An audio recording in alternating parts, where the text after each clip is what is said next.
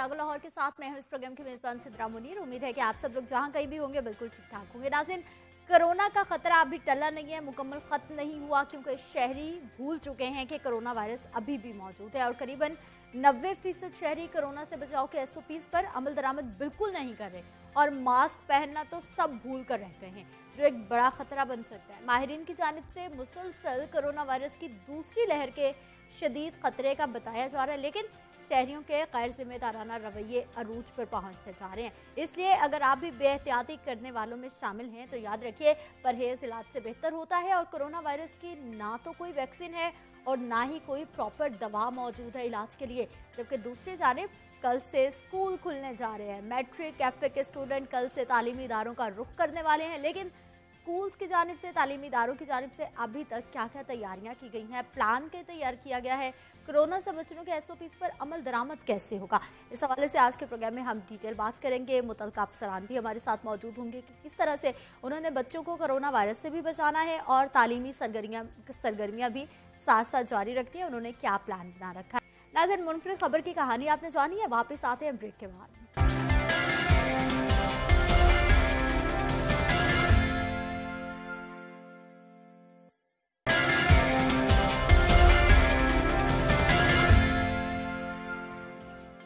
Break के बाद एक बार फिर से आपको खुश आमदीद कहते हैं। गुजरपुरा लाहौर सियालकोट मोटरवे वाक़े के हवाले से, जिसके हवाले से गुज़िश्ता रोज़ एक अहम पेशरफ सामने आई।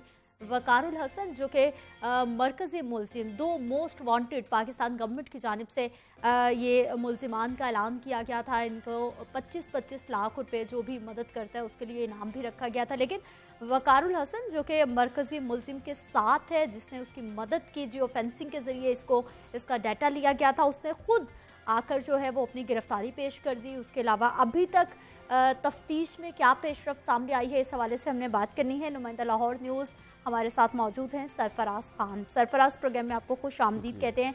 हमें ये बताइए कि तफ्तीश जारी है, मुलजिम तो खुद ही पेश हो गया ना आकर, जो आबिद अली के साथ था, तो अभी क्या पेशरफ क्या सामने आई है, तफ्तीश में क्या क्या बताया मुलजिम ने? सिदरा, जो इब्तदाई तहकीकात की गई हैं, इन्वेस्टिगेशन की गई है, उसके मुताबिक सबसे पहले तो इसने बयान ये दिया था कि मैं जो हूँ इस तमाम तर मामले में शामिल नहीं हूँ, जो मेरा नाम लिया जा रहा है वो गलत लिया जा रहा है। ये अपने वालिद के साथ पेश हुआ जब रात IG पंजाब, वज़ीर आला पंजाब की जानिब से प्रेस कॉन्फ्रेंस की गई। इसका रिकॉर्ड सामने लाया गया और बताया गया कि ये भी मुल्ज़िम है और आबिद अली के साथ ये शरीक जुर्म है। तो उसके बाद जब टीमें तश्कील दी गई इसकी गिरफ्तारी के लिए, तो ये इस खौफ से जो है वो CI माल्टन आ गया कि कहीं उसको पुलिस मुकाबले में मार ना दिया जाए। तो इसने अब वालिद के साथ अपनी पेशी दी वहाँ पे, और वालिद ने फिर बताया कि ये जो है वो अपने कारोबारी सरगर्मियों में रहता है, फला जगह रेडी लगाता है। उसने सारी तफसीलात जो है वो CI को फराहम की। देखें, एक मुल्जिम जो होता है वो खुद तो कोई चीज़ को मानता नहीं है कि मैंने जुर्म किया है, छोटी से छोटी चोरी भी नहीं कोई मानता, लेकिन पुलिस का एक अपना तरीकाकार है। तो क्या ये मुल्जिम वकार जो खुद पेश हो गया, इसका कोई क्रिमिनल रिकॉर्ड है पहले से? अभी पुलिस की जानिब से ये बताया जा रहा है कि क्रिमिनल रिकॉर्ड लाहौर की सतह पे तो नहीं निकला इसका, लेकिन जो दूसरे इजला हैं, कहाँ का रिहायशी है सरफराज? ये जो है वो शेखुपुरा का रिहायशी है, किला सतार का, वहाँ का रिहायशी है, और लाहौर में भी आना जाना है इसका। अजीज़ो अकारिब लाहौर भी रहते हैं, और इसकी जब पेशी हुई तो इसके रिलेटिव भी जो है वो CI ने पकड़े हुए थे। अच्छा सरफराज, ये तो हो गया मामला इस मुल्जिम का, लेकिन जो मरकजी मुल्जिम है आबिद अली, वो फरार है, अभी तक उसको नहीं पकड़ा जा सका, उस हवाले से क्या पेशरफ सामने आई है? देखें, आबिद अली की अगर बात की जाए तो आबिद अली जो है वो, उसकी सारी फैमिली क्रिमिनल रिकॉर्ड याफ्ता है। अगर फोर्ट अब्बास के इलाके में देखा जाए तो इलाका मकीन जो कहते हैं वो कहते हैं कि ये पूरे गांव के लोगों का मौका सामने आ रहा था। जी ऐसे ही है। और इसका एक भाई जो है वो एक खतरनाक डकैत गैंग में शामिल था और 5 साल से वो लापता है। इस तरह ये वहाँ पे इसके ऊपर मुख्तलिफ दफात पर मुश्तमिल 8 से ज़ायद मुकदमात हैं, और इसके बारे में ये भी मशहूर था कि ये कब्जा ग्रुप के साथ शामिल होकर लोगों को कंफर्म हो गया कि तकरीबन हर तरह के क्रिमिनल रिकॉर्ड इस आबिद अली के हैं। पुलिस क्या कर रही है, क्या तरीका अपना रही है, कोई खास केस तक पहुंचा जा सके, इसको गिरफ्तार किया जा सके? सिदरा पुलिस की जानिब से 8 से ज़ायद टीमें तश्कील दी गई हैं। टोटल 13 टीमें हैं जो तश्कील दी गई हैं। फोर्ट अब्बास पुलिस है, इसके साथ साथ जो है वो वहाँ पे भी टीमें इनके घर गई हैं। सबसे पहले जो है वो इसका घर तलाश किया गया, इसके घर तक तो टीमें पहुँच चुकी, लेकिन अभी तक ये फरार है, पुलिस के हत्थे नहीं चढ़ रहा। पुलिस की जानिब से तमाम तर अपने जो टेक्नोलॉजी है उसको बुरे कार लाया जा रहा है। अब जब तक मरकज़ी मुलज़िम गिरफ्तार नहीं होगा, इस केस का ठीक से जो है वो पता नहीं चल पाएगा। अच्छा सरफराज, हमें ये बताइए कि ये हमारे कानून की रिट हमारे मुल्क में कितनी कमज़ोर हो चुकी है, पुलिस का किसी को डर खौफ क्यों नहीं है? क्योंकि 9 सितंबर का ये वाक़या है, सारे टीवी चैनल, सारा सोशल मीडिया, पूरी कौम इस पर आवाज़ उठा रही थी। उधर मोटरवे पर एक और वाक़या हो जाता है, वहाँ पर पूरी की पूरी फैमिली को लूट लिया जाता है। तौंसा शरीफ में जो है वहाँ पर एक माँ को घर में घुसकर जो है वो उसकी बेहुरमती की जाती है। कराची चले जाएं, वहाँ पर एक बच्ची को उठा लिया जाता है 5 साल की, उसके बाद अगले चंद रोज़ के बाद एक और बच्ची इस तरह के सामने आती है। मुल्ज़िमान को बिल्कुल डर खौफ नहीं है कि एक मामले पर इतना शोर उठा हुआ है, लेकिन वो लोग अपनी सरगर्मियों में मुलव्विस हैं। सिदरा, ये जहाँ पे हम बहुत बसते बड़ा हैं, क्वेश्चन मार्क है ये। जहाँ पे हम बसते हैं, शहर लाहौर है, इतनी बड़ी आबादी है, लेकिन हम रोज़ाना की बुनियाद में क्राइम देखते हैं। यहाँ पे रोज़ाना की बुनियाद में अगर देखा जाए तो संगीन नवीयत के क्राइम होते हैं यहाँ पे। अब कुछ दिन पहले, कुछ 4 रोज़ कबल जो है वो मुगलपुरा के इलाके में नौजवान पर तेज़ाब फेंका गया, तेज़ाब गर्दी हुई। इससे पहले जो है वो ख़वातीन पे तेज़ाब गर्दी के वाक़यात पेश आए। अब आते हैं गुज्जरपुरा करोल घाटी के उस जंगल में। अब 3 हफ्ते कबल वहाँ से डाकू गिरफ्तार होते हैं, और वो हम लोग ही निशानदेही करते हैं कि जी यहाँ पे डकैती वारदातें जो हैं वो बढ़ रही हैं, संगीन नवीयत की वारदातें हैं, यहाँ पे लोग शिकायत कर रहे हैं। पुलिस की जानिब से वारदात के बाद FIR दर्ज नहीं की जा रही। जब शोर मचाते हैं तो फिर जाके पुलिस एक्शन लेती है, शोर के बगैर पुलिस एक्शन नहीं लेती। दूसरी बात, जब ये शोर मचाया गया गुज्जरपुरा के इलाके में तो पुलिस इन एक्शन हुई, पुलिस मुकाबला हुआ, एक CIA ने किया, एक मुतलका पुलिस स्टेशन ने किया, 2 डाकुओं को मार दिया गया। अब देखें वो जो इलाका है मोटरवे से मुल्हिका, वो इश्तिहारियों की पनाहगाह बन चुका है। बिल्कुल, ये गुज्जरपुरा करोल घाटी करोल जंगल जो है स्पेशली, ये तो बड़ा खतरनाक इलाका गर्दाना जी बिल्कुल। हाँ। क्योंकि उसके जो रास्ते हैं, दरिया पार करें तो जिला शेखपुरा है, आप शेखुपुरा में एंटर हो जाते हैं। इसके राइट साइड पे जाएं तो काला खताई है, आप उस तरफ जा सकते हैं। चारों तरफ भागने की जगह मौजूद है। कल पुलिस की जानिब से वहाँ पे इतनी सेंसिटिव सरफराज वो जगह थी, इतनी सेंसिटिव। ऑब्वियसली अगर आप बात कर रहे हैं, हम लोग बात कर रहे हैं, तो ऐसा तो मुमकिन नहीं है कि पुलिस को ना पता हो। पुलिस को सब कुछ पता होता है। उसके बावजूद हम देख रहे हैं कि 6 माह हो गए हैं, वो मोटरवे का जो पीस था वो खुला हुआ है, लेकिन वहाँ पर किसी ने जहमत नहीं की वहाँ पर कोई सिक्योरिटी डिप्यूट करनी है। इसके जिम्मेदारों को कौन पूछेगा? उनके खिलाफ मेरी बात सुनिए, टोल प्लाजा वहाँ पे बना, पैसे लेने के लिए लोग खड़े हो गए वहाँ पे। टोल प्लाजा बना हुआ है, टोल प्लाजा बना है, वहाँ पे सिक्योरिटी गार्ड और लीड खड़ी कर दी आपने पैसे कलेक्ट करने के लिए, लेकिन पैसे आप कलेक्ट कर रहे हैं उन शहरियों पे जिन शहरियों से आगे जाके वारदातें हो रही हैं। और मैं आपको बताऊं, यहाँ पे पहले भी कितनी वारदातें हो चुकी हैं। जो वहाँ पे मौजूद ऐनी शाहिदीन थे, जो वहाँ पे मजदूर काम करते हैं, उनका ये बताना था कि यहाँ पे पहले भी वारदातें होती हैं। ये वो वारदात हैं जो सामने आ चुकी है, तो इसका मतलब है कि ये वारदात सामने आ चुकी है। वैसे भी सरफराज, डकैती, राहजनी, इसको तो कुछ समझा ही नहीं जा रहा। ये तो बेचारा हर दूसरा शहरी लूट रहा है, हर दूसरे बेचारे शहरी के घर में डकैती हो रही है, गन पॉइंट पर लूटा जा रहा है, वो तो कोई पूछने वाला ही नहीं है। वो तो एक रूटीन का किस्सा बन के रह गया। हमें कानून में भी तरमीम साजी करनी होगी। जब डकैती, राहजनी, इस किस्म के संगीन वारदात करने वालों को पुलिस पकड़ लेती है, इन्वेस्टिगेट के बाद वो जो है वो जेल भिजवा देती है, उससे 2, 4, 6 माह बाद ये लोग जमानत करवा के बाहर आ जाते हैं, और उसके बाद फिर से दोबारा से ये कार्रवाइयाँ शुरू कर देते हैं। तो बात ये है कि कल किला वो गुज्जरपुरा पुलिस की जानिब से वहाँ पे बैनर, वो बोर्ड अवेजा किया गया। क्या इससे पहले आपको याद नहीं? पहले तो हदूद का तनाज़ा था ना, हदूद का तनाज़ा पुलिस कह रही थी हमारी नहीं है, मोटरवे कह रही थी हमारी नहीं। अच्छा, वहाँ पे एक और इशू होता है। वहाँ पे अगर कोई वारदात हो जाती है तो ये डालते हैं जिला शेखपुरा पे, वो शेखुपुरा पुलिस डालती है इन पे। और वहाँ पे पहले ये तनाज़ा होता है क्योंकि दरिया के उस पार है। जब आपने तयन कर दिया कि दरिया के उस पार जो है वो ज़िला चेंज हो जाता है तो आप फिर आपको पता होना चाहिए कि आपकी हदूद क्या है। दूसरी बात, अभी भी तो पंजाब पुलिस ने टेक ओवर कर लिया ना इसे, तो पहले ही कर लेते जब तक ये मामला हल ना हो जाता। आपके कोई पास तो इदारा जिम्मेदारी निभाता। PHP है, हाँ। आपके पास SPU है, आप इतना बड़ा वाकया हो गया उसके बाद आपने PHP को लगाया। क्या PHP क्या कर रही थी पहले? PHP को आपने इतने वसाइल दिए हैं, आपने गाड़ियां मुहैया की हैं, PHP का अलहदा से एक एडिशनल IG है, एक DIG हैं, SP हेडक्वार्टर वहाँ पे बैठते हैं। तो आपने एक पूरा मुनज़्ज़म अदारा इस वजह से क्रिएट किया कि आप रोड पे गश्त कर सकें। तो जब इन रोड पे गश्त नहीं होगी तो जो छोटे छोटे नवाही गाँव हैं या मुलहिका लाहौर के इलाके हैं वहाँ पे तो बिल्कुल निज़ाम। सरफराज, अब मुझे ये बताइए कि आप क्राइम की बीट करते हैं, थानों कचहरियों से भी आपका पाला पड़ा ही रहता है, आप देखते रहते हैं हालात को। अभी जो सूरत हाल चल रही है, मुलजिम आबिद को गिरफ्तार करना पुलिस के लिए कितना बड़ा चैलेंज है, और मुलजिम आबिद का छुप जाना या फिर खुद को बचा लेना, अंडरग्राउंड कर लेना, उसके लिए कितना आसान है? सिद्रा, मैं ये बताऊं कि हमारे सिस्टम को देखते हुए अगर हम बात करें, हम मुझे पिछले साल याद है कि हम कभी किसी टेक्नोलॉजी के इफ्तिताह पे जाते थे, कभी किसी टेक्नोलॉजी के इफ्तिताह पे जाते हैं। इतनी टेक्नोलॉजी हमने अपने टेबल पे रख ली है। ठीक, पुलिस की मैं बात कर रहा हूँ। इस्तेमाल कहाँ पर हो रही है? इस्तेमाल देखें ना, आप अभी पता चल रहा है ना, अभी ज़रूरत है ना उसके इस्तेमाल की। CIA, CTD, Lahore investigation wing, total कुल मिला के 13 टीमें। सरफराज, इस पे मजीद भी बात करते हैं। हमारे साथ मौजूद हैं जी नुमाइंदा लाहौर न्यूज़ हसन रजा। हसन, प्रोग्राम में आपको खुश आमदीद कहते हैं। क्या अपडेट्स हैं आपके पास ताज़ा तरीन? पुलिस की जानिब से क्या पेशरफ्त सामने आई है अभी तक?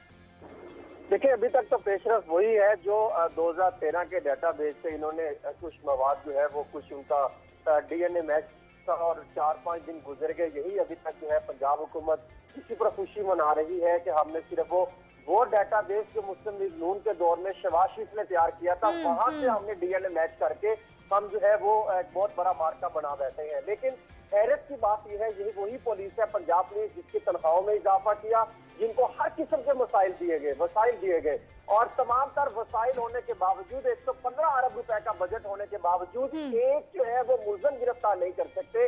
तो इन्होंने बाकी अफराद को क्या गिरफ्तार करना है, क्राइम को कैसे कंट्रोल करना है? हसन रजा, आप ये देखिए, कल तो वकारुल हसन के हवाले से जो आप बात कर रही हैं, देखिए वकारुल हसन की जो तो खुद पेश हो गया थाने में, वो खुद थाने के अंदर पेश होकर कह रहा है कि मैं वकारुल हसन हूँ। आपने कल जो है मेरी तस्वीर शाये की थी, मैं मुलजिम हूँ और मुझे कहा जा रहा है, लेकिन मैं तफ्तीश के लिए आपके पास आया हूँ। हसन, मेरा सवाल ले लीजिए। आप ये तमाम जो सूरत हाल बता रहे हैं, यकीनी तौर पर इस पे हम बात भी करते रहते हैं और बहुत सारे मामला अब खुल के सामने आ रहे हैं। इस सूरत हाल में हमारे वजीर आला साहब जो है गुज़िश्ता रोज प्रेस कॉन्फ्रेंस कर रहे थे, वजीर कानून साहब भी उनके साथ मौजूद थे, वजीर इत्तलात भी उनके साथ मौजूद थे। शहबाज गिल एक ट्वीट करते हैं, फयाजुल हसन चौहान साहब जो है वो बाकायदा तौर पर मुबारकबाद देते हैं। ये मुबारकबाद का वक्त है कि एक औरत की बेहुरमती हो गई है, आप अभी तक उसके मुल्जिमान को नहीं पकड़ सके। किस चीज की मुबारकबादें दी जा रही हैं? मुबारकबादें यही तो दी जा रही है कि हमने शहबाज गिल के डाटाबेस से हमने चीज मैच कर ली। यही तो एक दूसरे को मुबारकबाद दे रहे हैं कि और इनके पास क्या है मुबारकबाद देने के लिए? या तो ये कहना कि हमने मुलजिम गिरफ्तार कर लिया है, मुलजिम तो गिरफ्तार इससे हो नहीं सका। ट्विटर पे इन्होंने एक जो है वो सोशल मीडिया का एक जो है वो भूचाल लाना होता है, क्योंकि ये हुकूमत अगर आप तो सिर्फ ग्राउंड रियलिटी पे कम, जबकि सोशल मीडिया पे ज्यादा है, और जो बाहर की दुनिया बैठी है उनको ये बताने की कोशिश करते हैं हमने बहुत बड़ा मार्का कर लिया। ये शर्म का मुकाम है उन अफराद के लिए जो अभी तक मुलजिम गिरफ्तार नहीं कर सके, और अभी भी वो शैतान सिर्फ दरिंदे जो है वो अब इसी तरह जो है वो फिरते दिखाई दे रहे हैं। और बहुत सारी खवातीन इसी वजह से जो है वो तहफुजात का शिकार है। वो ये कहती है कि अगर एक फर्द नहीं गिरफ्तार कर सकते तो बाकी किसको क्या इंसाफ दिलाएंगे? आप ये देखिए, मुलजिम वकारुल हसन खुद पेश हुआ, मुलजिम आबिद को गिरफ्तार करना था, नहीं किया जा सका। अब ये कहते हैं मुलजिम वकारुल हसन के अगले रिश्तेदार अब्बास और दीगर जितने के नाम लिए जा रहे हैं कि उनके हवाले से छापे मारे जा रहे हैं। 28 टीमें आपने क्यों तश्कील दी? आप 5 टीमें तश्कील दें, डायरेक्ट में जो है वो ऑपरेशन करें। देखिए, 2 चीजें मैं आपको क्लियर करना चाहूंगा। जहाँ पुलिस की परफॉर्मेंस ये है, ये मैं बड़े बावसूस जराये से ये मुझे मालूमात मौसूल हुई। पहले दिन जिस दिन खातून के साथ ये मुबैना तौर पर जाती जारी थी, क्योंकि मैंने तो देखा नहीं, ये तो रिपोर्ट हुआ है और रिपोर्ट ये कहती है उससे जाती हुई गैंगरेप किया गया। जब उससे ज्यादती हो रही थी तो वहां पर डोलफन वाले पहुंचे, उन्होंने हवाई फायरिंग करके जो है मुलजिम को भगा दिया। गलती किसकी हुई? पंजाब पुलिस की। 2 रोज कमल। ठीक है, बहुत शुक्रिया हसन रजा प्रोग्राम में शामिल होने के लिए। सरफराज खान, आपका भी बहुत शुक्रिया, आप हमारे साथ मौजूद रहे। आम पेशरफ्त के हवाले से हमें बता रहे थे, लेकिन सवालिया निशान फिर पुलिस की कारकर्दगी पर आता है कि किस चीज की मुबारकबाद पेश की जा रही है, जबकि अभी तक जो है वो प्रॉपर ना तो मुलजिम गिरफ्तार हुआ है और ना ही इस केस में प्रॉपर कोई पेशरफ्त सामने आई है। यहाँ पर वक्त है एक शॉर्ट ब्रेक का, हमारे साथ रहिए।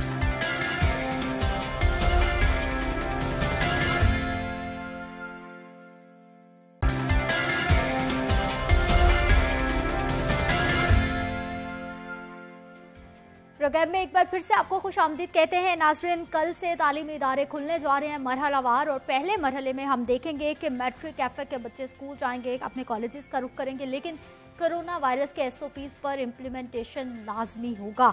लेकिन उससे पहले कुछ मामला जो सामने आ रहे हैं स्कूल्स की जानिब से, मुख्तलिफ तालीमी इदारों की जानिब से, स्टूडेंट्स परेशान है, पर बच्चे हमारे परेशान हैं कि तालीमी इदारे खुलने में सिर्फ 1 रोज़ बाकी रह गया है, लेकिन मार्केट में बहुत सारी ऐसी किताबें हैं जो कि नायाब हैं, बच्चों को नहीं मिल रही।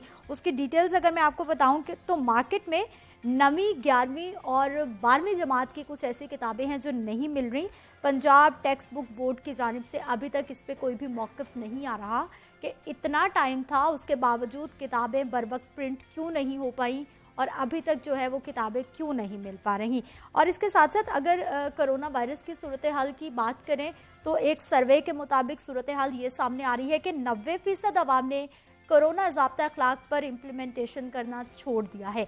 91% शहरियों की जानिब से रोज़मर्रा जो रूटीन है उसमें मास्क का इस्तेमाल नहीं किया जा रहा। 88% हमारी आवाम ऐसी है जो कि ना तो हैंड सैनिटाइज़र का प्रॉपर इस्तेमाल कर रही है, ना ही बार बार हाथ धोने को तरजीह दे रही है या फिर उसे इस्तेमाल कर रही है। तो ऐसी सूरत हाल को देखते हुए माहिरीन की जानिब से कोरोना की दूसरी लहर का शिद्दत से खदशा जाहिर किया जा रहा है। बात कर लेते हैं जी, पहले आतिफ परवेज हमारे साथ नुमाइंदा लाहौर न्यूज़ मौजूद हैं। आतिफ, सबसे पहले हमें ये बताइएगा कि ये कौन कौन सी किताबें हैं जो कि मार्केट में नायाब है, नहीं मिल रही? हाँ जी बिल्कुल, 9वीं 11वीं और ये 12वीं की किताबें हैं जो मुख्तलिफ किताबें मार्केट में गायब है, और कल से जो है तालीमी इदारे खुलने जा रहे हैं। लेकिन Punjab curriculum and text book board की जानिब से जो है ये टाइम पर फैसला ना करने की वजह से और एलोकेशन और उसके बाद रिलीजिंग लेट करने की वजह से मार्केट से किताबें जो हैं ये शॉर्ट हैं। और अगर इन किताबों की तफसीलात देखी जाए तो सिविक्स की 11वीं और 12वीं, एजुकेशन की 11वीं और 12वीं जमात की फारसी, और इसी तरह कंप्यूटर, नफ्सियात, सैट्स जो है वो 11वीं की भी और 12वीं दोनों जो है मार्केट में नहीं मिल रही, और जोग्राफिया जो है वो भी 12वीं जमात की नहीं मिल रही। इस तरीके से इंग्लिश लिटरेचर ऐसे जो है वो भी ठीक है आतिफ, एक और बहुत अहम मामला, मुझे ये बताइए कि स्कूल्स को, तालीमी इदारों को क्या नॉन सैलरी बजट रिलीज हो गया है? क्योंकि कल से तालीमी इदारे खुलने जा रहे हैं, तो क्लासरूम्स डिसइंफेक्ट कैसे होंगे, सैनिटाइजर कौन लाएगा, साबुन का कौन इंतजाम करेगा? जी, हम 1 महीने से जो है इस मौजू पर बात कर रहे हैं। पहले जो है वो महकमा स्कूल एजुकेशन की जानिब से ताख़ीर की गई और 1 सितंबर को जो फंड जारी किए गए थे, लेकिन सूरत हाल ये है कि लाहौर की जो 1100 से ज़्यादा स्कूल हैं उनको अभी तक जो है नॉन सैलरी बजट नहीं मिला। जो स्कूल सरबराहान हैं वो अपने तौर पर अपनी तनख्वाहों से जो पैसे खर्च कर कर जो है ये सामान खरीदने पर मजबूर है, और कई स्कूल सरबराहान का कहना है कि हमारे पास पैसे नहीं है, किस तरीके से ये सामान खरीदा जाए। ठीक है, बहुत शुक्रिया आतिफ परवेज, आप हमारे साथ मौजूद रहे और सूरत हाल हमें बता रहे थे। कोरोना एसओपीज पर इम्प्लीमेंटेशन करना बहुत ज़रूरी है। बात करेंगे जी, हमारे साथ मौजूद हैं डॉक्टर सोमिया इक़्तिदार साहिबा हैं, मेंबर हैं आप कोरोना एक्सपर्ट एडवाइजरी ग्रुप की, आपको प्रोग्राम में खुश आमदीद कहते हैं। हमारे साथ तशरीफ फरमाएं जी फवाज नियाज साहब हैं, सदर हैं आप पब्लिशर्स एसोसिएशन के, आपको प्रोग्राम में खुश आमदीद कहते हैं। किताबें क्यों लेट हैं, क्यों अभी तक प्रिंट नहीं हुई? बच्चों का तालीमी साल इतना पहले ही गैप आ चुका है, अब कैसे कवर अप होगा? वजह क्या है, हल क्या है, कब तक मामला हल हो जाएगा? इनसे हमने बात करनी है। डॉक्टर साहबा, स्कूल खुलने जा रहे हैं, ये कुछ किताबें भी आपने हमें दिखाई है कि गवर्नमेंट ऑफ पंजाब की जानिब से ये बाकायदा तौर पर प्रिंट की गई हैं, ये बच्चों को दी जाएगी, और ये हैं जी जो असातिज़ा के लिए हैं। इनमें बाकायदा तौर पर तमाम एसओपीज़ भी लिखे गए हैं और ये भी लिखा गया है कि आओ चलें स्कूल, कोरोना से रहकर महफूज, यानी हमने कोरोना से बचना है और तालीमी सरगर्मियाँ भी जारी रखनी है। जी सोमिया साहिबा, कोरोना पर एसओपीज़ अमल दरामद करना एक बहुत बड़ा चैलेंज है स्कूलों में, तालीमी इदारों में हमारे। देखिए सिद्रा, बच्चे तो ऑब्वियसली एसओपीज़ नहीं समझते कि क्या होते हैं, तो उनको एक क्रिएटिव वे में, एक इनोवेटिव वे में समझाने के लिए ये एक एक्टिविटी बुक डिज़ाइन की गई है, which is by health department, primary and secondary health care. इसमें बच्चों को सिखाया गया है उनके स्टाइल में कि उन्होंने क्या क्या प्रिकॉशंस लेनी है। हम उनको ये तो बताते हैं कि बच्चे हाथ धोने हैं या मास्क पहनना है या दूर बैठना है, लेकिन अगर उनको एक्सरसाइज की फॉर्म में या किसी एक्टिविटी की फॉर्म में जो कि उनके इंटरेस्ट की है वो बताया जाए तो आई थिंक उनके लिए ज़रा इंटरेस्टिंग भी हो जाता है और वो इस पे अमल भी अच्छा कर सौम्या सकते हैं। साहिबा, अब ये महकमा प्राइमरी एंड सेकेंडरी केयर ने ये कर तो दी हैं ये प्रिंट्स, अब ये क्या सारी स्कूलों में जाएंगी, सारे ये बच्चों मैथ को? लेवल पे इसकी प्रोडक्शन हाँ। की गई है और ये पब्लिकेशन जो है ये तमाम स्कूल्स को, गवर्नमेंट स्कूल्स को अवेलेबल है और ये फ्री वेबसाइट पे भी अवेलेबल है। आप इसको डाउनलोड करके अपने तौर पे भी ये देख फ्री ऑफ सकते हैं। कॉस्ट बच्चों को दी जी जाएंगी? बिल्कुल फ्री ऑफ कॉस्ट। अच्छा ठीक है, ये तो अच्छा हो गया। फवाद और साहब, ये उर्दू इंग्लिश दोनों लैंग्वेजेस हाँ में है। बिल्कुल, ये दोनों में मौजूद है। साथिज़ा के लिए भी उर्दू और इंग्लिश में दोनों में मौजूद हैं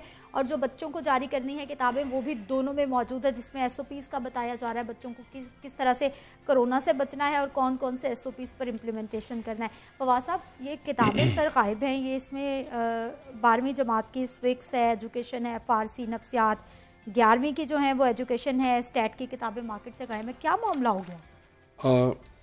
बिस्मिल्लाहिर्रहमानिर्रहीम। ये जो बुक्स हैं ये इसका रिलीज़ ऑर्डर में, जैसे आतिफ साहब ने बताया, इसके रिलीज़ ऑर्डर में थोड़ा डिले आया है।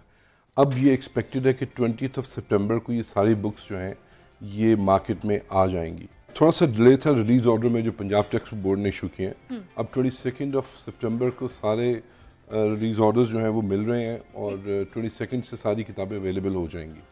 यहाँ छोटा सा एक परसेप्शन जो है ना, थर्ड परसेप्शन ये है बुक सेलर्स को, वो ये है कि जो स्कूल्स जो उन्होंने स्कूल्स के लिए बाइंग की थी किताबें मार्च में, वो स्टिल अभी तक उनके पास स्टॉक में पड़ी हुई हैं। अब वो इस चीज़ से भी डरते हैं कि, और एक तो इन्वेस्टमेंट का प्रॉब्लम है, सारा स्टॉक पाइल अप हुआ है, दूसरा इस चीज़ से डरते हैं कि अगर दोबारा खुदा न खास्ता बंद होगी तो वो बुक्स बाइंग नहीं कर रहे एज पर देयर प्रीवियस जो एक्सपीरियंस है जो अभी हुआ है। हाँ। मैं यहाँ पे शॉर्टेज के हवाले से आपको एक छोटी सी इंपॉर्टेंट बात जो है वो करना चाह रहा हूँ कि ये जो 11वीं 12वीं है, इसका सिर्फ शेयर जो है पूरे के पूरे बिजनेस के अंदर वो 15% से ज़्यादा नहीं है।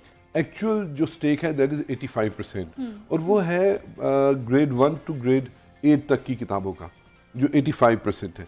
अभी तक जो फेडरल गवर्नमेंट है उन्होंने किताबें बोर्ड्स को इशू नहीं की हैं। ठीक, बहुत शुक्रिया डॉक्टर साहब प्रोग्राम में शामिल होने के लिए। फवाद नियाज़ साहब, आपका भी बहुत शुक्रिया। यहाँ पर वक्त है एक शॉर्ट ब्रेक का, हमारे साथ रहिए।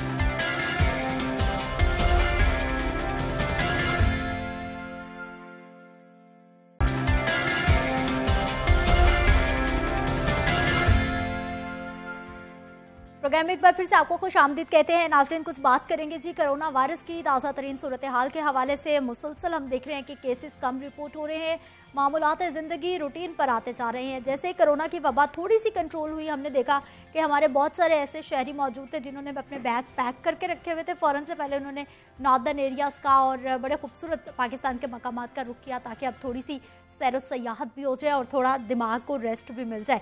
इसी असना में अगर हम सयाहत इंडस्ट्री की बात करें तो यकीनी तौर पर कोरोना सूरत हाल में बहुत ज़्यादा नुकसान हुआ है। वहाँ पे जो दिहाड़ीदार तबका है उसका नुकसान हुआ है। जो हमारे सयाहत के शौकीन अफराद हैं उन्होंने बहुत सारी प्लानिंग कर रखी थी जो इस तमाम सूरत हाल में मुकम्मल नहीं हो पाई। गवर्नमेंट ऑफ पाकिस्तान के अंदाज़ों के मुताबिक अगर बात करें तो कोरोना की सूरत हाल में सयाहत के शोबे को 3 से 4 अरब रुपए का नुकसान हुआ है और ये भी बताया जा रहा है कि दिहाड़ीदार लोगों की तादाद 56,000 है जो इस पूरे टेन्योर में मुतासिर हुए हैं।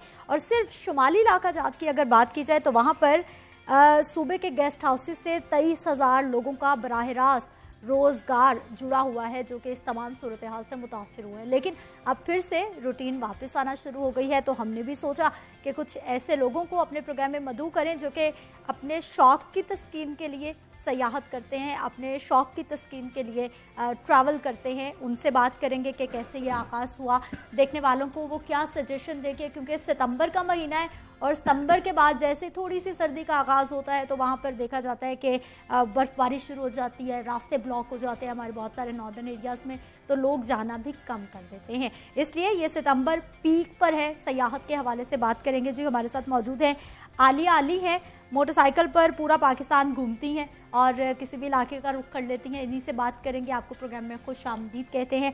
हमारे साथ मौजूद है जी शहरोज़ काशिफ, पाकिस्तान की चौथी बुलंद तरीन चोटी सर करने वालों में इनका शुमार होता है और 17 साल की उम्र में इन्होंने बहुत ऐसे कारनामे सर अंजाम दिए, ऐसी चोटियां सर की कि इनका एक मुनफरिद रिकॉर्ड कायम हो चुका है। आपको प्रोग्राम में खुश आमदीद कहते हैं। हमारे साथ हैं जी यूसुफ मुश्ताक साहब हैं। आप सयाह हैं, पाकिस्तान के मुख्तलिफ इलाकों का रुख करते हैं, वहाँ की खूबसूरती को कैप्चर करते हैं, लोगों तक भी पहुँचाते हैं। आपको भी मुश्ताक प्रोग्राम में खुश आमदीद कहते हैं।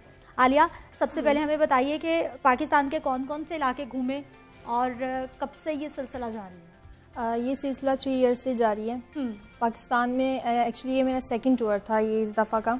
कश्मीर ओवरऑल में सारा डिस्कवर कर चुकी हूँ, वहाँ का जगह एक्सप्लोर कर चुकी हूँ उस जगह को। और इस दफ़ा मेरा खंजराब टॉप तक था कि लाहौर से खंजराब तक बाइक पे मैं बाइक पे गई हूँ। अच्छा। रास्ते में जो है सबसे जो बेस्ट जगह थी वो हुपर ग्लेशियर था, क्योंकि वो ज़रा हटके था वहाँ पे, नगर वैली की साइड पे, उस साइड पे। और आप मैप के थ्रू अगर आप देखें तो लाहौर से खंजराब टॉप तो बहुत से एरियाज़ आ जाते हैं, जिसमें सबसे पहले बाबूसर टॉप, नारायण का गान तो एक कॉमन सी है, आगे लोगों को नॉलेज नहीं है कि कहाँ, क्योंकि बाबूसर टॉप से लोग फिर वापसी का सफर शुरू हो जाते हैं, मुश्किल रास्ते जाती घबराती हैं थोड़ी हमारी, घबराती हैं। फिर आगे चिलास का इलाका, सोस्त है, गिलगित है, फिर खंजाब वगैरह, इस तरह के सारा ट्रैक है। अच्छा, तो ये बाइक वाला मामला किसने आइडिया दिया था, या खुद ही दिल चाहा कि कुछ मुनफरिद करना है, कुछ हटके करना है एडवेंचर? एक्चुअली हमारी एक एसोसिएशन है K2 किंग्स की, तो मेरे बाबा वहीं पे, मेरे बाबा भी एक्चुअली एक प्रोफेशनल बाइकर हैं। ठीक है, ग्रुप्स की सूरत में, ग्रुप्स की सूरत में, तो वो इंस्पिरेशन मेरी है, बहुत बड़ा एक रोल मॉडल है मेरे लिए। तो उनको देख के ही आइडियाज़ आया है कि क्यों ना बाइक पे, क्योंकि कार पे हर कोई चला जाता है। ठीक, शहरोज़ काशिफ, आप कोहे पैमा हैं, चोटियाँ सर करते हैं, ये कब से आपने शौक़ पाला है और अभी तक क्या क्या कारनामे आपके हिस्से में आ चुके हैं? जी, ये शौक़ तब था जब मैं 11 साल का था और मेरी फैमिली की तरफ से मुझे बहुत ज़्यादा सपोर्ट थी इस काम के अंदर। तो अल्हम्दुलिल्लाह अभी मैं दुनिया का कम उम्र तरीन कोहे पैमा हूँ जिसने ब्रॉड पीक को सर किया है, और पाकिस्तान का कम उम्र तरीन कोहे पैमा हूँ जिसने 8000 मीटर की चोटी को सर किया है। तो ये शौक अभी आप कल ही कहीं से वापस आए हैं? जी, मैं कल आया हूँ। मेरी स्किन भी बर्न हुई हुई है। तो मैं 6050 मीटर की एक चोटी को अल्पाइन स्टाइल के अंदर सर किया है, मतलब without any rope and without any safety. Yes, मुश्किल तरीन काम है ये जैसे एक मुश्किल तरीन काम है, लेकिन इसके लिए आपको थोड़ा बहुत टेक्निकल सबसे पहले होना चाहिए। तो ये टेक्निकलिटीज़ जो हैं ये कैसे सीखते हैं, कैसे अपने आप को इतना तैयार करते हैं कि इतने मुश्किल हालात में आपने वहाँ पर जाना भी है, फिर खाने पीने का बहुत टफ मामला होता है, उसको इन तमाम चीज़ों को कैसे टैकल किया जाता है? पहाड़ पे बेसिकली सबसे मेन चीज़ होती है आपके पास सर्वाइवल। और मैंने जो है वो अपनी फिज़िकल ट्रेनिंग मैं करता हूँ, अपने जिम वगैरह में एक्सरसाइज वगैरह करता हूँ काफ़ी ज़्यादा। और दूसरी बात कि मैं जो है वो अपने टीचर जाहिद राजपूत, जिनका चगोरी इंटरनेशनल के नाम से एक इंस्टीट्यूट है, वो अभी तक के जो है वो one of the best mountaineering guide है पाकिस्तान के अंदर। उन्होंने मुझे सिखाया, मैंने लेवल 1 मतलब किया। कहीं भी निकलने से पहले प्रॉपर तैयारी होती है उसकी, ऐसे नहीं होता कि आप ऐसे चले जाएं। यूसुफ, हमें ये बताइए कि आप अभी तक पाकिस्तान के कौन कौन से इलाकों में जा चुके हैं? शौक की बुनियाद पर आप भी सयाहत करते हैं, और देखने वालों को क्या कहेंगे इस हवाले से? जी, टूरिज्म मेरा पैशन भी है और प्रोफेशन भी है। ठीक। तो अल्हम्दुलिल्लाह खंजराब से लेके कराची ग्वादर तक विजिट किया है सारा, और बचपन से शौक था कि टूरिज्म करनी भी है और करवानी भी है। ठीक। ये गोल सेट कर लिया था कि एज ए प्रोफेशनल टूरिज्म में आना है। तो छोटा सा अपना अदारा बनाया माई प्लानट के नाम से, तो उसे मैं चला रहा हूँ अल्हम्दुलिल्लाह। तो पाकिस्तान, अच्छा, कितनी बड़ी तादाद है यूसुफ, हमें ये बताइए कि लोग कहाँ तक, क्योंकि नारायण कागान तक तो लोग जाते हैं, हाँ जी, ठीक है, आगे बाबू से टॉप तक भी कुछ लोग चले ही जाते हैं, लेकिन उससे आगे की जब चाइना बॉर्डर उस जानिब की बात आती है तो बहुत सारे लोग हाथ खड़े कर देते हैं कि नहीं भाई, अब आगे हालात ख़राब है, फैमिलीज़ के साथ नहीं जाना चाहिए। नहीं, ऐसा नहीं है। अभी तो अल्हम्दुलिल्लाह हमारे यहाँ इंफ्रास्ट्रक्चर बहुत बेहतर हो गया। ठीक। और लोगों की जो फर्स्ट डेस्टिनेशन होती है हुंजा होती है, तो नारायण कागान, सवात, ये लोग और कश्मीर, ये तो मोस्टली जो टूरिज्म को लाइक करते हैं वो देख चुके होते हैं। लेकिन अब स्कर्दू में, हुंजा में भी और चित्राल में, इन एरियाज में आपको इतना रश नजर आता है कि वो लोगों ने अब आगे जाना शुरू कर दिया, रोड बेहतर हो गए काफी। तो फैसिलिटीज भी काफ़ी बेहतर हो गई हैं। तो आलिया, हमें ये बताइए कि आप भी बाइक पे निकलने से पहले प्रॉपर ट्रेनिंग्स होती हैं, प्रैक्टिस होती है, खुदा ना खास्ता उन इलाकों में कहीं बाइक वाइक ख़राब हो जाए तो वहाँ तो कोई मैकेनिक भी नहीं मिलता, तो क्या आपको सब कुछ पता होता है बाइक के हवाले से कि ऐसा हो गया तो इसको ऐसे ठीक करना है? पूरी ट्रेनिंग होती है पहले? पूरी ट्रेनिंग होती है बाकायदा। एक हमारा 1 वीक पहले हम एक सेशन करते हैं, उसमें हमारे जितने भी टूल्स होते हैं उसके बारे में अवेयरनेस होती है। हम वीडियोस भी बनाते हैं कि दूसरे लोगों को भी अवेयरनेस पहुंच जाए।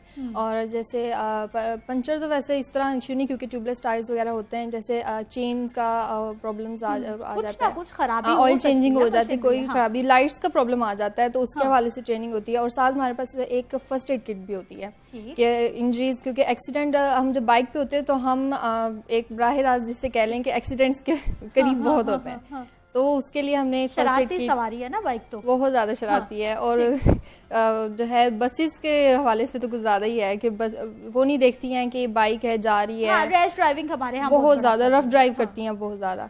तो इस हवाले से एक ट्रेनिंग भी होती है कि यहाँ पे इंजरीज इस तरह आ गई हैं और ट्रैक्स में किस तरह जाना है, हमने किस बाइक को किस तरह लेके जाना है। ठीक, तो मुझे ये बताइए कि ये ट्रेनिंग्स तो आपने प्रॉपर ले लेती हैं, जब आप सफर पे निकलती हैं तो फिर मुश्किलात क्या क्या होती हैं रास्ते में? मुश्किलात ज़्यादा तो अगर आप लोगों के हवाले से कहें तो इतना नहीं, अप्रिशिएट करते हैं लोग, रिस्पेक्ट करते हैं। और नेचुरल अगर प्रॉब्लम कोई हो जाए, जैसे इस दफ़ा मैं गई हूँ तो रेन्स होती, हैवी रेन्स होती है बहुत ज़्यादा। ठीक, और इस तरह लैंडस्लाइडिंग शुरू हो जाती है। लैंडस्लाइडिंग, हाँ बाकायदा हम एक चिलास में रायकोट वहाँ पे ब्रिज है, वहाँ पे हम पूरे 12 आवर्स ऑन द रोड बैठे रहे थे लैंडस्लाइडिंग की वजह से। बस हमें ये बताइए शहरोज के जब प्रॉपर प्लानिंग कर लेते हैं फिर उसके बाद आप निकलते हैं, आप क्योंकि कोहे पे माए, आपके लिए क्या क्या मुश्किलात होती हैं, किस तरह से सरवाइव करते हो? मिनिमम मैक्सिमम कितना टाइम लगता है? जी, अगर मैं बात करूं अपने पिछले से पिछले एक्सपीडिशन की, जो कि ग्रैंड एक्सपीडिशन था मेरा, उसमें मुझे 45 डेज लगे थे। ठीक, 45 डेज। 45 दिन के दौरान आप क्या खाते पीते हैं, किस तरह से जिंदगी गुजारते हैं? सबसे बड़ी बात तो ये होती है कि मौसम की खराबी सबसे बड़ा एक खतरा होता है। दूसरा सबसे बड़ा खतरा होता है एवलांच, जो बर्फ के तोते गिरते हैं ऊपर से, और वो एक क्लाइंबर के लिए एक सबसे बड़ी बात होती है, क्योंकि वो आपकी आंखों के सामने एक मौत होती है और वो आ रही होती है, तो आप उस वक्त जो है वो कुछ नहीं कर सकते। और पत्थर गिरना ऊपर से। दूसरी बात यह है कि सबसे ज़्यादा वहाँ पे फूड का मसला होता है, क्योंकि हम ऊपर सिर्फ नूडल्स खा सकते हैं और API वगैरह गैसेस होती हैं हमारे पास, उसके ऊपर सिर्फ हम नूडल्स वगैरह बना सकते हैं, थोड़ा बहुत ड्राई फ्रूट्स वगैरह खा सकते हैं। लेकिन जितना हमने चलना होता है, मतलब एक दिन में 10 घंटे 16 घंटे, तो आपको जो है वो काफ़ी ज़्यादा एनर्जी चाहिए होती है, तो आपको जो है वो इतनी एनर्जी घर से बना के लेके जानी पड़ती है ताकि आप वहाँ पे जो है वो थोड़ा थोड़ा सबसे बड़ी बात है कि आपको मेंटली सेट होना पड़ेगा कि भाई हमने जाना है और हमने करना है। एग्जैक्टली, क्योंकि मोटिवेशन आपकी एक चीज़ की विल पावर बहुत ज़्यादा, मतलब अगर आपका गोल है सामने, तो जब तक आप उस पर फोकस रखेंगे तब तक जो है वो आप गोल अचीव कर सकेंगे। ठीक, यूसुफ हमें ये बताइए कि कौन कौन से महीने समझा जाता है कि सयाहत के लिए बेहतरीन है और इन महीनों में ज़्यादा शहरियों का रुख रहता है हमारे नॉर्दर्न एरियाज का? वैसे तो समर सीजन पीक सीजन होता है, मिड अप्रैल से लेके और तकरीबन अगस्त एंड तक ये पीक टाइम होता है। लेकिन पाकिस्तान दुनिया के उन ममालिक में से है, चंद एक मुल्क है जहाँ पे हर वक्त आपको मौसम मिलता है। पाकिस्तान में 4 मौसम है, आप किसी भी मौसम में आपको कुदरत के रंग देखने को मिलते हैं।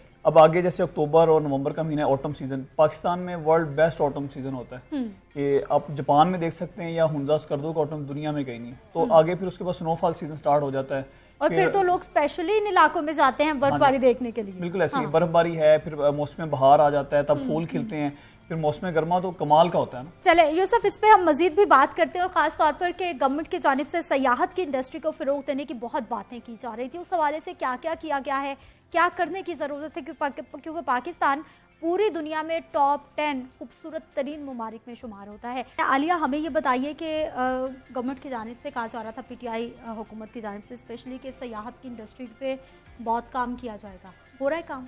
हाँ, काम तो काफ़ी हो रहा है, काफ़ी हो रहा है, क्योंकि अब पहले टूरिस्ट पुलिस नहीं थी, अब उन्होंने स्पेशली टूरिस्ट पुलिस वहाँ पे हर किलोमीटर, फिर 10 किलोमीटर्स के फासले पे टूरिस्ट पुलिस है वहाँ पे।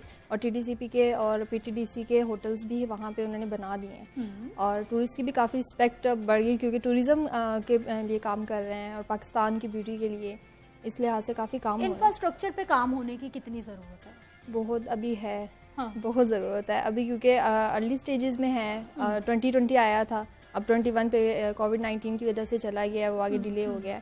तो काफ़ी ज़रूरत है अभी काम करने की इसके ऊपर। ठीक, आलिया, बाइक पे निकलने के लिए मौसम का अच्छा होना बहुत ज़रूरी है। ज़्यादा बर्फबारी हो जाएगी फिर बाइक तो जवाब दे जाएगी, ऐसा ही है जी। कौन से इलाकों को कौन से महीनों को प्रेफरेबल समझा जाता है जब आप बाइक पे सफ़र करते हैं? समर सीजन बेस्ट होता है।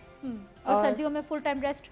नहीं, सर्दियों में भी निकल जाते हैं। हाँ। इसमें कोई नहीं, हमारे जो है टायर्स के साथ चेन्स लग जाती हैं, फिर वो एक अलग फिर वो हेल्प करती हैं हाँ। हमें। तो ये क्योंकि हम बाइकर्स हैं, हम एक हमारे पैशन है ये, हम नहीं। और भी लड़कियां हैं आपके साथ? नहीं, अभी फिलहाल तो नहीं है, लेकिन ट्रेनिंग्स ले रही हैं। आने वाले वक्त में लड़कियां हमें नजर आएंगी इंशाल्लाह। अच्छा शहरोज, हमें ये बताइए कि आपको क्या लगता है कोहे पैमा जो लोग चोटियां सर करते हैं उनकी मुश्किलात के लिए, उनकी हिफाजत के लिए, या फिर उनको लिए गवर्नमेंट की जानिब से कितना काम हो रहा है, कितना होने की ज़रूरत है? देखिए, मैं एज अ कोहे पैमा जो है वो गवर्नमेंट आपको जो है वो पहाड़ों पे या उसमें जो है वो कुछ नहीं कर सकती। मतलब आपने सब कुछ, आपका सेल्फ मेड है पहाड़ों के लिए। लेकिन मैं ये कहूँगा कि being a representative of Pakistan, मैंने पाकिस्तान के परचम को जो है वो दुनिया की बुलंद तरीन चोटियों पे जो है वो लहराया है। लेकिन गवर्नमेंट की जानिब से मुझे कोई अभी तक एक्नॉलेजमेंट नहीं, अप्रिसिएशन नहीं मिली है अभी तक। और बीइंग अ पाकिस्तानी, क्योंकि मैं हमेशा कहता हूँ कि every Pakistani is a representative of Pakistan, we must represent our country. तो जिस चीज़ ने आपको पहचान दिया कि I am the youngest Pakistani, तो अगर मुझे पाकिस्तान ही नहीं, अगर मुझे पाकिस्तान की गवर्नमेंट ही नहीं एक्नॉलेज करेगी, मेरी अचीवमेंट को एक्नॉलेज नहीं करेगी, क्योंकि एक स्पोर्ट्समैन के लिए ग्रीन बैज बहुत मैटर करता है। बिल्कुल ऐसा ही मतलब आई डोंट वांट फेम और मनी, मुझे सिर्फ एक ग्रीन बैज चाहिए और हर स्पोर्ट्समैन को चाहिए। ठीक। तो पाकिस्तानी गवर्नमेंट से जो है वो सिर्फ यही होता है हमेशा कि कम से कम हमारी अचीवमेंट को जो वो एक्नॉलेज किया और जाए, आपको मोटिवेट करें कि ये आने वाले वक्त में भी वतन का नाम रोशन करते रहें। यूसुफ, इंफ्रास्ट्रक्चर की जब हम बात करते हैं या फिर किस तरह के मसाइल आते हैं जब फैमिली टूर्स पे जाती हैं, क्या क्या करने की ज़रूरत है इस इंडस्ट्री में अभी? इसमें जो दो चीज़ें हैं, एक तो गवर्नमेंट ने काफ़ी सारे ऐलानात भी किए हैं, कुछ काम हुए भी हैं, होने वाले भी हैं। सबसे पहले तो हमारे यहाँ अवामी शऊर दिलाने की बहुत ज़रूरत है। पूरी दुनिया में आप कहीं भी ट्रैवल करते हैं तो पहले से एडवांस बुकिंग्स होती हैं, आप ट्रैवल करते हैं। हमारे यहाँ पब्लिक से भी एक शिकवा है, मैं इस प्लेटफॉर्म बैठ कर रहा हूँ, कि वहाँ पे जाकर मौके पे बारगेनिंग करते हैं। उसकी वजह क्या बनती है कि हमारे यहाँ होटल्स कम हैं। अभी हमारे पास होटल इंडस्ट्री इतनी नहीं है नॉर्थ में कि हम पाकिस्तान की 22 करोड़ आवाम के लिए भी वो काफ़ी नहीं है। फॉरनर तो दूर की बात है। अभी ये जो कोविड के बाद सूरत हाल बनी है, कहीं पे भी आपको अकोमोडेशन नहीं मिल रही थी, सारी वैलीज जैम पैक थी। तो एक तो बहुत ज़्यादा होटल्स बनाने की ज़रूरत है। हमारे यहाँ इतने जो होटल इंडस्ट्री इतनी कम है कि ये पाकिस्तानी क्राउड ही बर्दाश्त नहीं कर सकती, तो फौरन तो दूर की बात। ठीक है, बहुत शुक्रिया यूसुफ मुश्ताक, शहरोज काशिफ, आलिया प्रोग्राम में शामिल होने के लिए और हमारे देखने वालों को बताने के लिए जी कौन से टाइमिंग्स बेस्ट रहती है अगर आपने नॉर्दर्न एरियाज़ में जाना है, मुश्किलात क्या हो सकती है, मुश्किलात को अल्लाह ने के बाद